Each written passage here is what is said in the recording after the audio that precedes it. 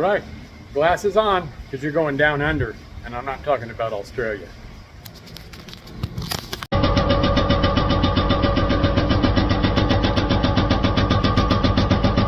Hey, I'm working on a 1.8 Chevy Cruze. Come in here for a surface. I asked the customer to remove everything, but he could leave the valves and springs in. He left the cams, the lifters, there's brackets, this plate in the front, the gear. I don't know why. Hey, happy Friday, how we doing? I didn't seem very happy there, did I? You know, I don't understand people that are not following instructions. I'm going to charge this guy, the Chevrolet I did yesterday. If you follow along my channel, you know, he left some stuff on there. I didn't charge him, but there's a lot of stuff to remove on this, and I told him it'd be an additional $30. Or you can just take it back and take your own stuff off. I told him I was going to remove it and not put it back. So he agreed with it. So let me get all the stuff off of it so we can get it surfaced. Well, then I got to wash it. Okay, I got all the tools that I need to remove all that stuff. All my tools are snap-on. Not all of them. You know, I have just a very few that aren't snap-on, but buy snap-on. If you break them, you know, you get a brand new and you pay a lot for them. I've been collecting my snap-on tools for years and years. My whole career, I guess. So let's get this thing apart. One thing I don't buy from Snap-on is their air tools. They don't guarantee them. So, well, they have a little bit of a guarantee, but you better have to just buy a good one. So I'm going to want to lay this on the surface here, but with the cams in and a couple of the valves are open a little bit, like laid it over to bend them. So that's why I purchased a set of these Snap-on valve protectors. Guaranteed for life. They're probably even guaranteed to catch fire or something, right? I'm a dork again. Okay, and we take it off.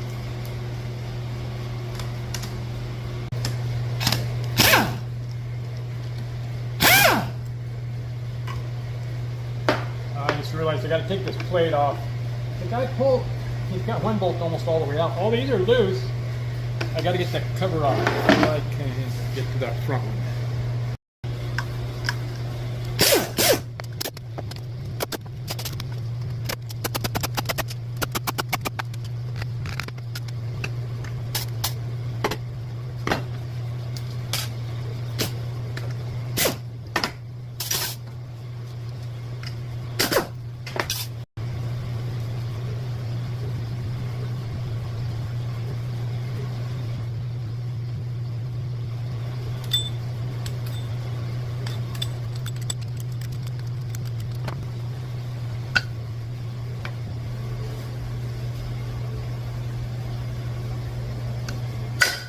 So these lifters are solid, they're not hydraulic, and they're all different thicknesses. They have to go back in the same hole they came out of, so don't mix these up. And did you see me hit this cam? I stamped it with an E, because that's the exhaust cam. These cams will go on either side, but it won't run that way. Look how goofy these stems are. They stick up a mile above the retainers.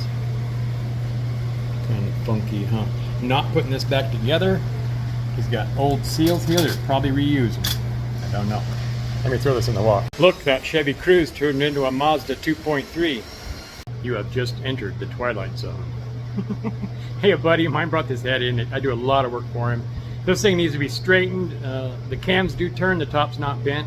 But let me show you how warped it is. And let's just whack away here. From what I could see here, somebody took a Scotch-Brite pad to this, thinking they were surfacing it. Then it looks like they used a Velcro gasket. Which is going to give it a bad name. Everyone says they're no good. Well, maybe it's people using these Scotch-Brite pads say they're no good. And it blew the head gasket in immediately. Let's go to the middle here and I'll show you how warped it is right here. I forgot to say, I already made a witness mark here, and it's hitting all the way across. It's perfectly level, and it's zero from end to end. Here I am between cylinders 1 and 2. That's 10 thousandths. Now I'm between 3 and 4.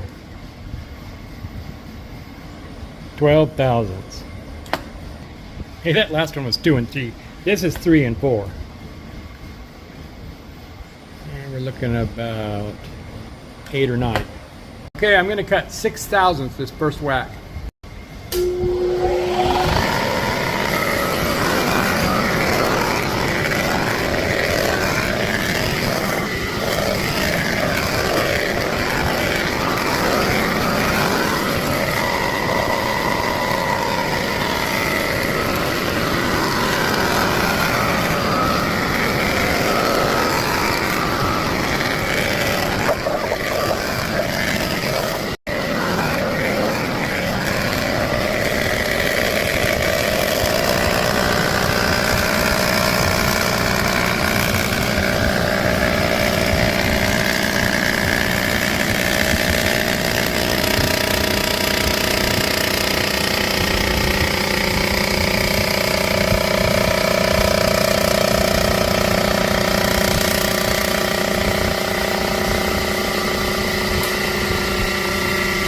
There you go, it's flat now.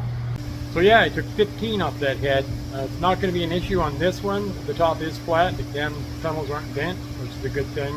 And ordinarily when you take that much off of the overhead cam cylinder head, you'll retard the camshaft timing. But the Mazdas don't have any keys or pins or anything to align the dowels, so there's tools to align them. So when it gets aligned, the cam timing will be correct. And it's actually going to have a little more horsepower probably from the added compression.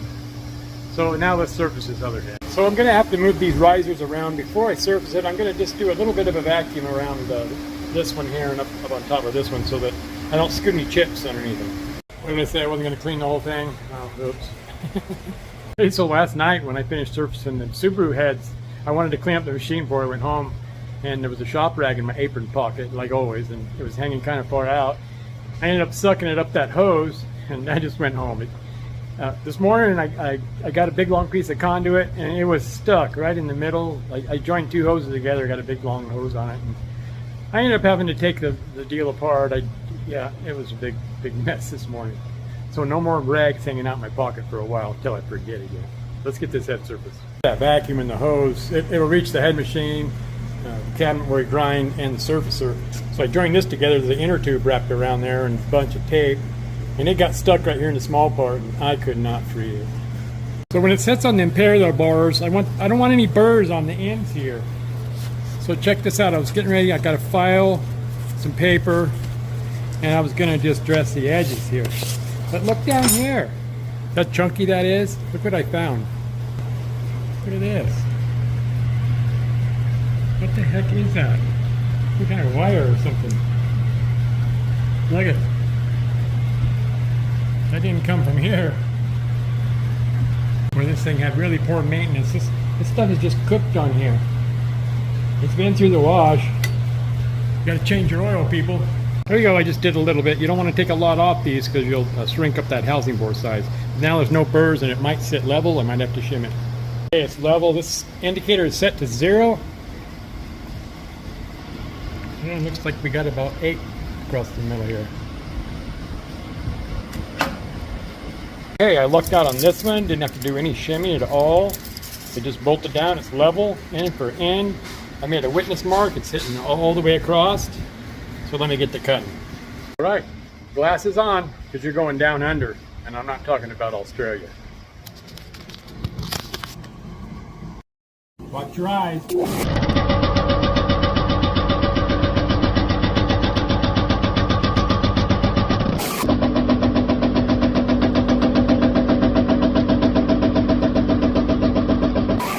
Okay, now I'm going to do 3 on the way back.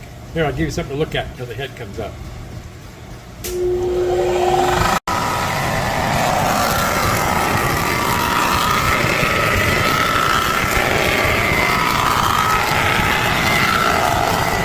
There you go, that's 9. I didn't think it was going to clean it, so I'm going to go 2 up and 1 back. My phone's a little shadowy, it's getting really hot, had it in the freezer again. So let's go.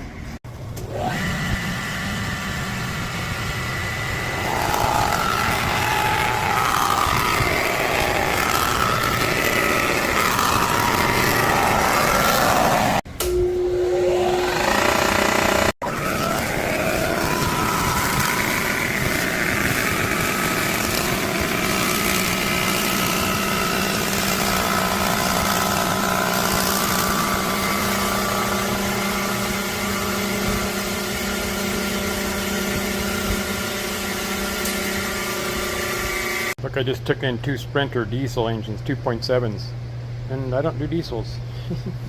Hey, look, I put a rag in the freezer for Bear. It's frozen. Does that feel good, buddy? Bear, that feel good? He says, hell yeah, it feels good. Oh yeah. Let's go look at that head. There you go. It's flat now. 14 thousandths to clean. There you go, just a couple surface jobs. You don't know how many jobs I get like this. They only want them surfaced. They don't care how much you surface. They're paying for just a surface, so don't beat me up in the comments about this and that. And I'm not going to do any extra work. Ideally, these heads, both of them would have been straightened and wouldn't have had to remove so much. And obviously a valve job that both of them are sealing. Oh, I did vacuum test this second one. I didn't film it. It's another hot one. It's about 95 in here, and I'm ready to go home. So thanks for coming along, you guys. You guys come back and see me again, and we'll see you tomorrow on the next one, okay? Enjoy your night. Be nice to each other.